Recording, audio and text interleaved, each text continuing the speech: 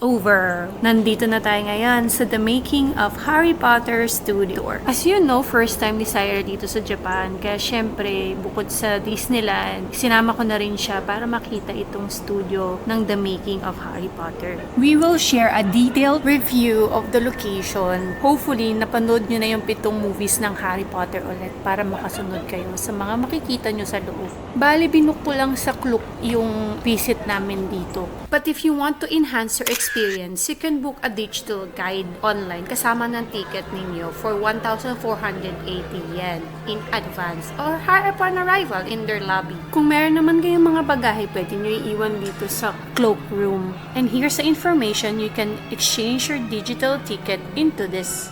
Since maaga kami dumating ni Sai, hanap muna kami ng makakainan nito kasi late nagising, hindi nakapag-breakfast. Welcome to the food hall, inspired by the Great Hall of Hogwarts. Bungad pa lang, picture perfect na, ganda. Ayan, nasa gilid yung Frog Cafe. For sure, ang sasarap nito, Japan pa. Kaso we're here to find a proper meal. Kaya diretso muna kami talaga dito sa food hall. Meron pa naman 2 restaurant sa loob ng tour. Pero gutom na talaga kami, kaya dito na kami kakain. Marami-rami namang pagpipilian, pero medyo pricey. Kaya doon muna tayo sa economical ng konti. Ayan, dumating na yung food namin. Tom Jones na kami. Buti na lang may trolley yung server. Marami siyang pwedeng servan, diba? Yan lang, burger and spaghetti with drinks. Inside my burger, I can see some mushroom, my sauce, mashed potato, burger patty. Tapos meron ding parang red kind of fruity thing. Hindi ko alam kung ano yan. Meron na ding itong fries and pickle on the side. Ang ganda, parang ayoko na kainin. Yummy! Sa topic na to yan. Tapos ito,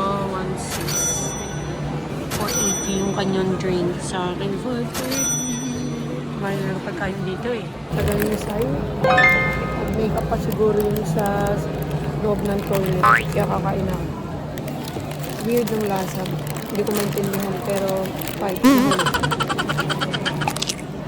At the same time, gutom na. Yung fries nila, may lagay silang powder na parang black pepper. Masarap. Tapos may kasamang pickle. Akala ko dito, sausage to kanina.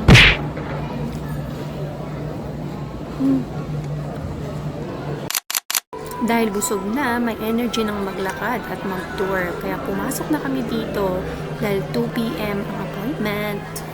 Pumungad na kagad ang mga photos ng ating mga actors dito.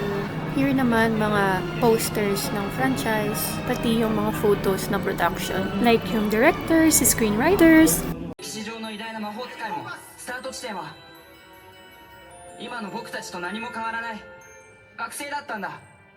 彼らにできたなら僕らにもできる。日本語吹き替え版のハリーポッター役小野賢章さんです。 O diba, may pa-theater pa. Wow! Simulan na natin ang adventure sa Harry Potter World! Let's go! Okay, first time magbubukas ng pinto.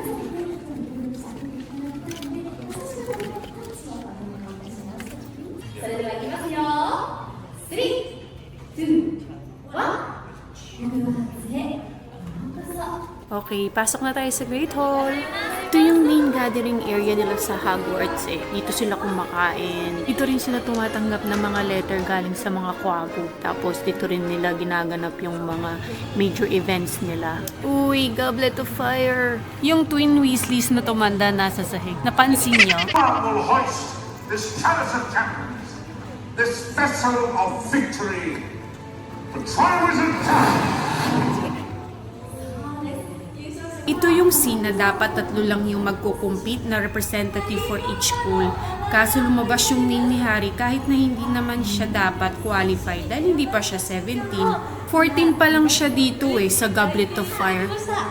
Dito pa lang makikita mo na yung details ng bawat wall, ceiling ng Hogwarts eh.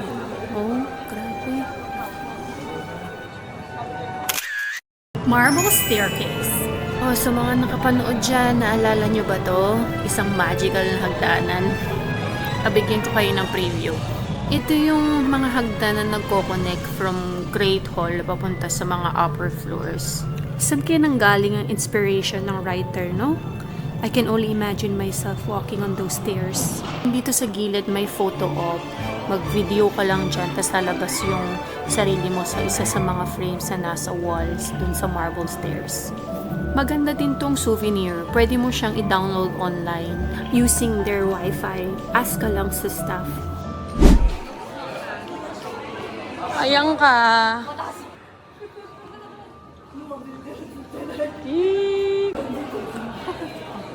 Lapit ka dyan. Yeah. Yan, bigyan namin kayo ng 360 degrees view nitong lugar na to. Welcome to the Gryffindor Common Room. Ito yung common room nila Harry. Nakita to sa first film na The Philosopher's Stone.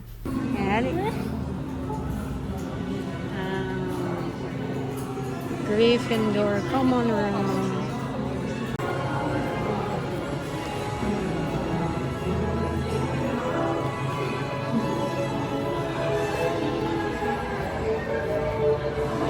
Gryffindor Boys Dormitory. Dito namamalagi sila Harry kapag nasa Hogwarts sila. Matatagpuan daw to within the Gryffindor Tower. At accessible ito sa winding spiral staircase magmula dun sa common room. Requiring password before you enter. Slytherin Common Room. Ito daw ay isang long, low underground room deep in the Hogwarts dungeon, requiring password to enter. Ito ay may rough stone walls, lit by greenish lamps featuring dark leather sofas, windows looking out into the depths of the lake, giving it a gloomy, watery atmosphere. Say, ano na? Nagmumuni-muni ka dyan. Film experience! Try na naman ni Syra to. Nagawa na namin to dati, pero try niya. Ready ka na? Pinapakita sa screen yung instruction bago sila sumalang. Singer-actor Kensho-san ang nagdub ng Japanese version ng Harry Potter. Kilala talaga siya sa mga pagdadub, lalo na sa anime. Sila kunwari yung mga audience ng Quidditch game. So yung staff siya yung magde-direct kung anong dapat actions yung gagawin nila kapag nakascore or hindi nakascore yung team. Right after, ipapakita yung performance nila dito sa screen na to. Doon ka pala pumila sa losing team eh. Yan yung mga gamit nila sa laro, yung broom na lumilipad. And here are the rest of the equipments, including their uniform. Yung nasa box, bali 2 Paulders, 1 Quaffle, at saka yung Snitch. Dito naman, Triwizard Cup sa Goblet of Fire, tsaka yung Golden Egg. Tandaan niyo po ba yung mga characters na yan? Paki-comment sa baba kung naaalala niyo pa.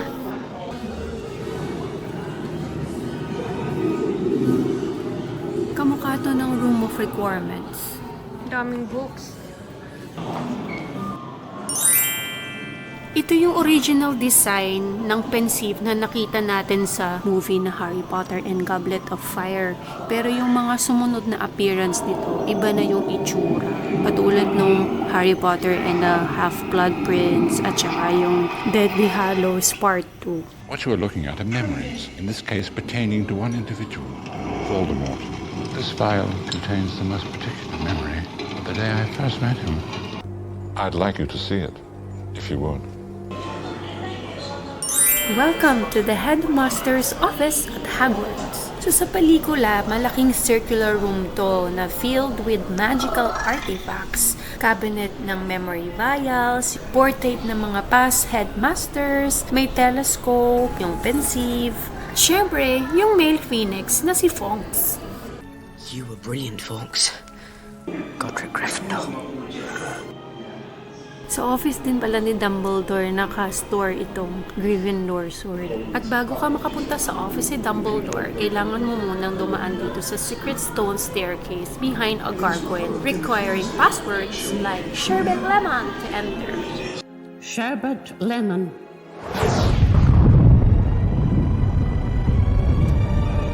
O diba?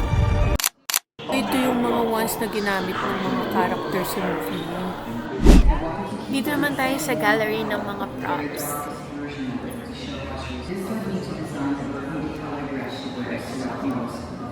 May mga mask.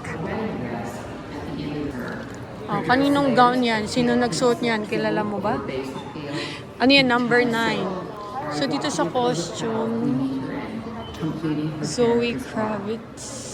Fantastic Beasts pala yun. May nilaan din kasi na section ang studio for Fantastic Beast film dito. Welcome to the Potion Room. Ito ay isang dungeon room. It is described as cooler than the main castle. Nakailang appearance na rin to, pero yung highlight nito is nung nagklase si Professor Slughorn dito. Sa tour, nilagyan nila ng ilaw yung cauldron para ma-interaction ng mga bisita.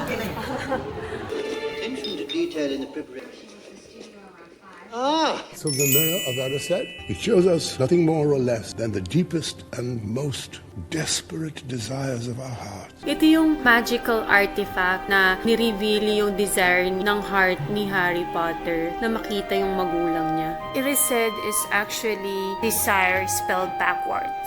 Its inscription means, I show not your face but your heart's desire. Here we are in the defense against the dark arts class. Pero node lang kami kasi hindi naman kami bumili ng wand. Every 10 to 15 minutes to ina-announce na stuff. The library. Ito din marami ng appearance sa series. Pero yung na-remember ko the most is yung nag-research si Harry for Triwizard competition. Sa movie, ginabitan na to ng CGI para mas malawak tignan. Ito yung nasa dream palagi ni Harry, yung tomb ni Tom Riddle. Tapos dito naman naka-display yung 5 out of 7 Horcrux ni Voldemort. Kasi nga, yung pang-6 at pang-7, hindi naman pwede display dyan dahil bukod sa living things sila, ang laki nila nun di sila kakasya dyan. O, ito yung pang-6 na Horcrux ni Green. Guess who's number 7? Dito naman tayo sa Forbidden Forest.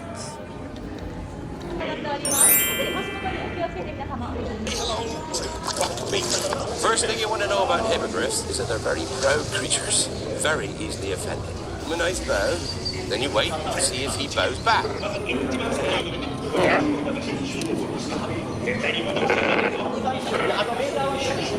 Oh, well done, well done. Sasakyan na ginamit ng mga Weasleys para itakas si Harry galing sa bahay ng mga Dursley. Must leave.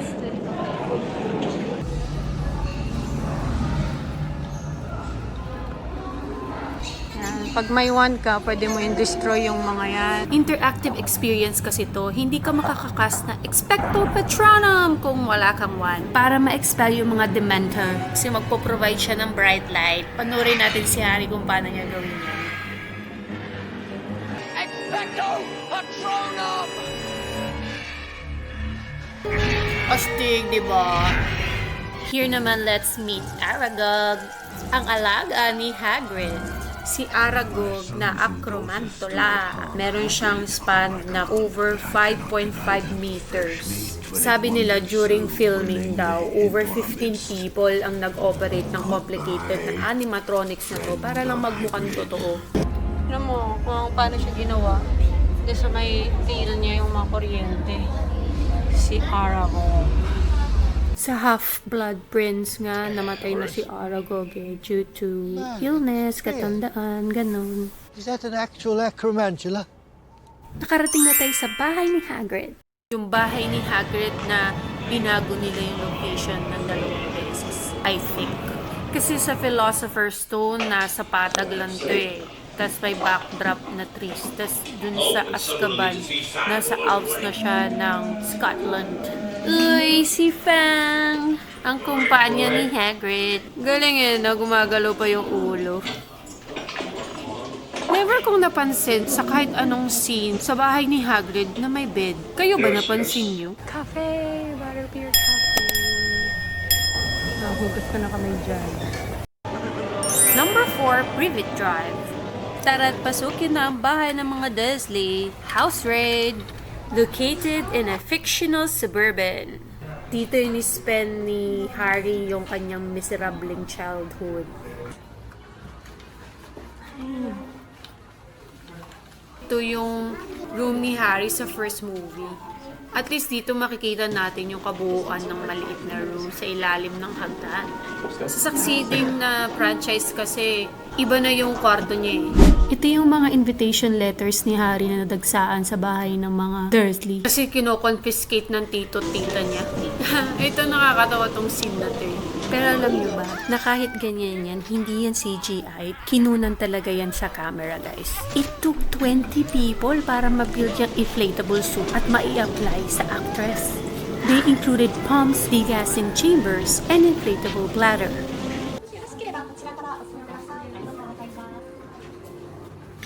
Mga pinagkainan ng kalat. The Night Bus! Sinong nakakaalala sa inyo kung anong Harry Potter film lumabas to? According sa research ko, during the production, kumuha sila ng London bus, which is double-decker yun na red. Tapos tinapyas nila yung ibabaw para lagyan ulit ng isa pang deck bago nila pininturahan ng purple. So sabi sa description, nag-appear daw to kapag may witch or may wizard na kailangan ng urgent na transport. Kaya siya lumabas sa Prisoner of Azkaban. Ito naman yung flying motor na ginamit ni Hagrid to transport Harry Potter to the Burrows. It appeared in the Deathly Hallows Part 1 movie. Hogwarts Wooden Bridge. For filming, lumalabas na 200 feet itong bridge na to. Pero ito ay ginawa lang using visual effects. Meron din daw section na talagang physically nila tinayo para sa mga close-up siguro na mga shots sa mga scenes. Kaya naman pina-experience ko din kay Sai ang paglalakad dito sa wooden bridge kahit parang napipilitan siya. Wizard Chessboard.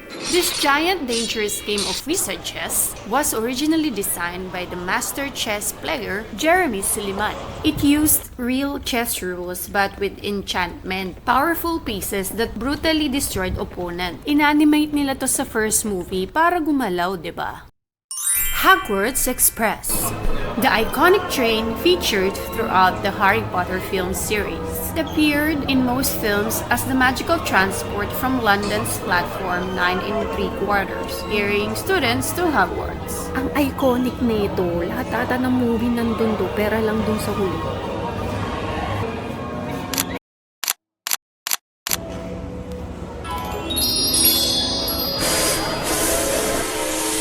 Let's go to this souvenir shop. Ang daming one pero mahal. Elevate ang kanyang experience. Dapat bibilid mo na siya ng Harry Potter na headband. At saka, anong kasi tawag dyan? Ano kasi tawag dyan? Scarf? And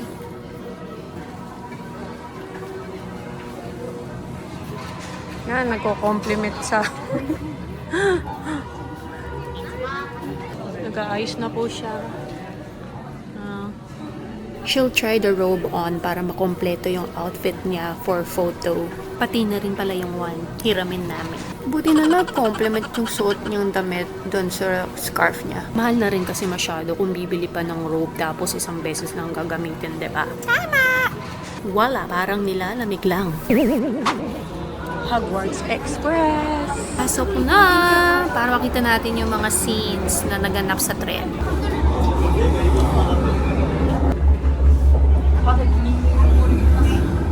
Ito yung scene kung saan nagkakilala si Ron, si Harry, at si Hermione. Walang ako sa palaka kasi sa opposite direction yung bus. Ayan si Malfoy, Gregory, Vincent. Kung hindi ako nagkakamali, ito naman yung scene na pabalik na sila ng Hogwarts for their 4th year kasama si Hedwig, Luna, and Johnny. Here naman yung first appearance ni Professor Lupin sa Azkaban movie. That's it. Exit na tayo ng train. New World. Ito part ng Ministry of Magic. Keep it light. Ruins. Sa Battle of Hogwarts yun, na pinakita sa scene dun sa last movie. Isipin nyo naman, yan yung tahanan nila ng maraming taon. Yung mga pag-Italya ng mga ano nila. Craftsmanship.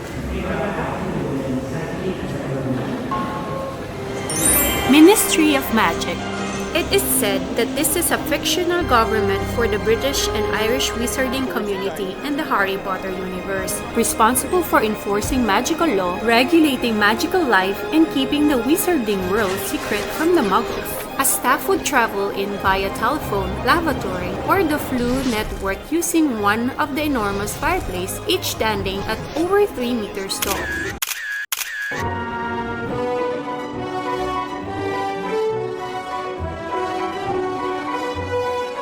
Kung may taong actor, meron din silang animal actors. Karamihan dog and cats. Siyempre, hindi mabubuo ang Harry Potter ng walang awon. Yung kikit ng mga pusa. Ito pa, ang daming mga electric animals. Ito yung kanyang skeleton. Galing, no? Parang totoo talaga. Ito pa. Parang aso. Nibblers! Although na-mention siya sa Book of Harry Potter, they first appeared visually in Fantastic Beasts movie. Ito naman yung costume nila dun sa isa sa mga task sa Triwizard Cup. Mga prosthetic ng kanilang mga elves. Goblin pala. Yung makeover nila. Gogrod. Rebook. Costuming goblins. Alam nyo ba, naggumawa sila ng mga molds on each actor and created a combination of rubber mask and individual prosthetics to bring these realistic goblins to life. Grabe ang hard work, guys. Kahit na 6'2" ang height ni Robbie Coltrane, kinailangan pa rin nila ng body double for the full height body shot para mas magmukhang higante. The 6'10" double needed this animatronic head of Hagrid featuring moving eyes and mouth sculpted from Robbie Coltrane's face to create a lifelike expressions involving with voice activation for later films. Diba may remote pang kasama? Remember the Monsters Book of Monsters? Ito lang naman yung librong nangangagat pag binuksan. Kaya in-strap ng mga estudyante ito sa Hogwarts para hindi sila aksidenteng makagat. And the only way to subdue the book was to stroke its spine. Ito yung nag-guard na dragon sa high security vault ng Gringotts Bank. Tapos ginagamitan ng goblins na mga clankers para mag-inflict ng pain to access a vault. House elves, kilala natin yung lahat yan. Although the elves were made of CGI, gumawa din sila ng dummies para may mahawakan yung mga actors during shooting. Dobby! Are you curious about the sound effects they made? Kakaiba, di ba? They use different kinds of materials to do a realistic sound effect. When the dragon finally reached the roof of Gringotts Bank, we needed to create the sound of its massive and powerful wings flapping as it struggled to gain flight. And this is how we did it, with this piece of leather. Projector!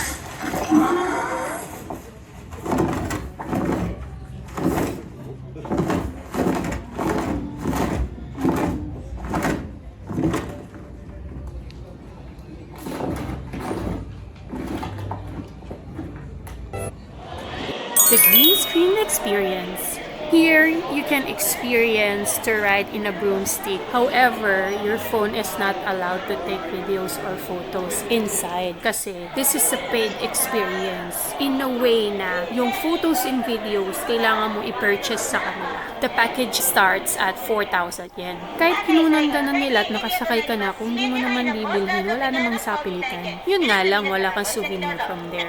Sakay ka lang and take the shot. Welcome to Diagon Alley. Ito Diagon Alley, pinakita to una sa, of course, first movie. Pumunta sila Harry dito to withdraw money from Gringotts Bank at pumili ng mga kailangan for his first year in Hogwarts, including uniform, books, wand, and his owl. Ito naman yung Weasley Wizard Weezys, ang joke shop ng Twin Weasleys. Ito din yan matatagpuan sa Diagon Alley. Akala ko nga magical candies lang ang binibenta dito. Swedish Supply Shop.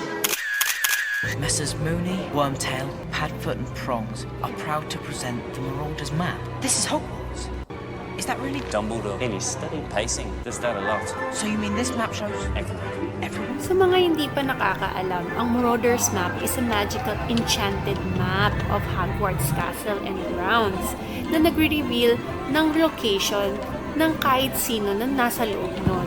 At ito ay ginawa ng mga magkakaibigan na sina James Potter, Sirius Black, Remus Lupin, at Peter Pettigrew. It is activated by saying, "I solemnly swear that I am up to no good."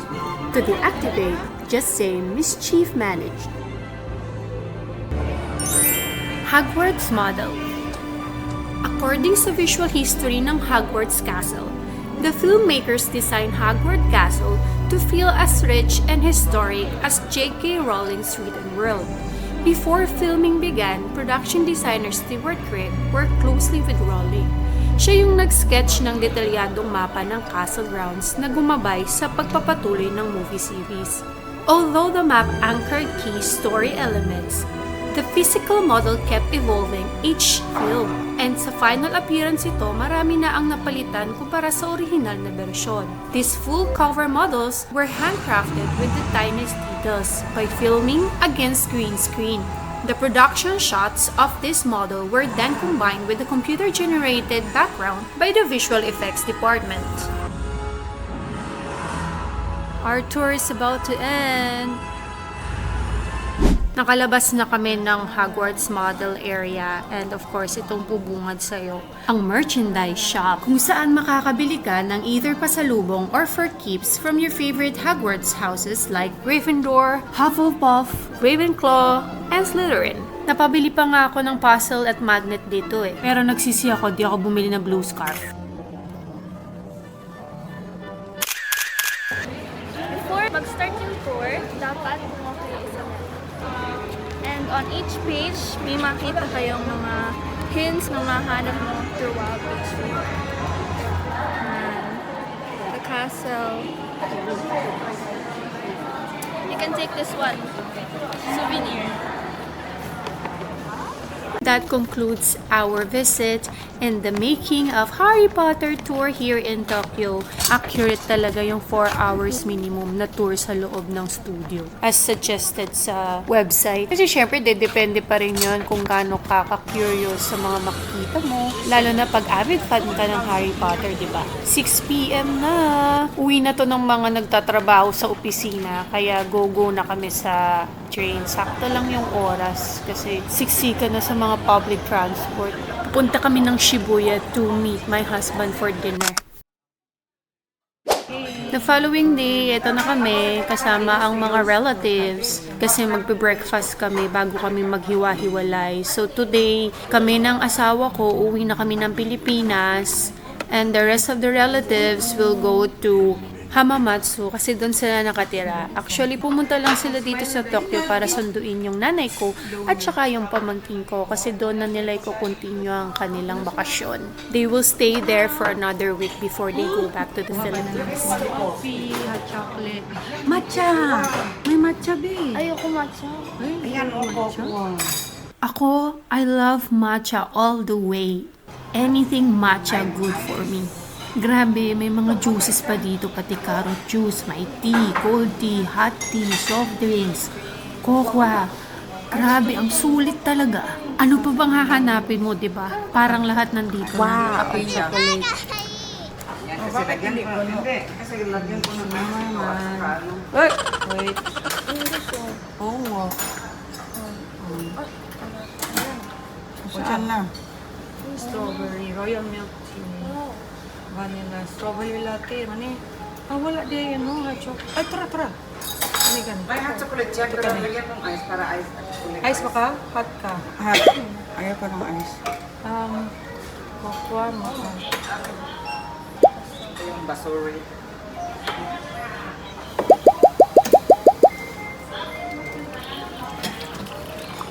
Ganito, lalagyan ko ng gatas. O diba, robot ng server nila dito. Halos wala ng staff in contact. Sarap! Mura na yan guys kung dito kayo sa Japan. Tapos may mga only drinks na din. Oh, oishi! Tapos sa tablet na kayong mag-order. Diba ang dali lang? Dahil busog na, balik na ulit sa apartment. Cell phone. And then, they just put in there, on top of a mailbox. Nakalimutan ito. Babalikan din ito. Ayan. Buti dito, hindi nawawala, no? They're set to go. Malayo pang biyahe nila. Mga 3 oras pa makarating lang ng Hamamatsu. Kami naman nag-impake na dahil hindi matatapos ang Japan trip nang walang visit sa Don Quixote. Since walking distance lang naman. Ang cute! Pang-travel. Pero effective kaya to? Parang cellphone kaya ang pang-charging na ito. Baka magka-problema sa volts. Dahil pa US na kami, hanap ako ng magandang Japanese rice cooker na good for 2 since 110 din naman ang volts sa US. Kaso karamihan pampamilya tas medyo mahal. May nakita nga ako naka-discount kaso wala naman stock. Ayan o. Kinuha na namin yung mga gamit namin sa apartment and straight to airport na. Ang ganda ng mga dekorasyong bulaklak. Ito na talaga yun guys. Uuwi na talaga kami. Ang pinaka-sad part ng bakasyon ay yung natatapos siya. At hindi namin alam kung kailan na naman kami makakabalik ng Japan. Mukhang matagal na matagal pa. Hanap muna kami ng mga kainan kasi alas 12 na, karamihan ng restaurants dito close na. So kung wala kaming makitang ibang restaurant, pupunta na lang kami ulit dun sa Yoshinoya kasi open pa sila ng ganito ka-late. I think 24 hours silang open eh.